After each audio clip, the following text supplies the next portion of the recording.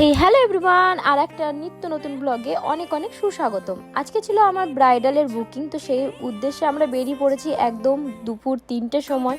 বুঝতেই পারছো কী রকম গরম চলছে এখন। তো আমরা বেরিয়ে পড়েছি গাড়িতে, কারণ যেতে হবে কুসুম্বা, রামপুরহাট থেকেও অনেকটা যেতে হবে। তো গাড়িতেই আমরা বেরিয়ে পড়ে একই জায়গায় 5 পাক ঘুরে নিয়েছি, কারণ রাস্তা আমরা বুঝতে পারছিলাম না। তাই চরকির মতো ঘোরার পর পেয়ে গেছিলাম ব্রাইডের বাড়ি।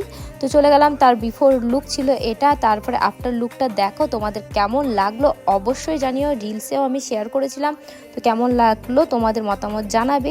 তারপরে তার সাথে কিন্তু আরও দুটো বুকিং ছিল পার্টি মেকআপে, তো সিম্পল পার্টি মেকআপে বুকিং ছিল, তো সেই দুটোও আমি করে ফেলেছি, তার বোন আর দিদির মেকআপ।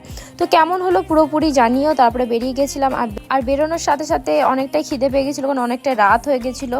সেখানে তারা খাবার জন্য জোর করলে আমাদের খাওয়া হয়নি, কারণ অনেকটা রাত হয়ে যাবে তাহলে। তাই আমরা খেয়ে নিয়েছিলাম চিকেন ফ্রাইড মোমো।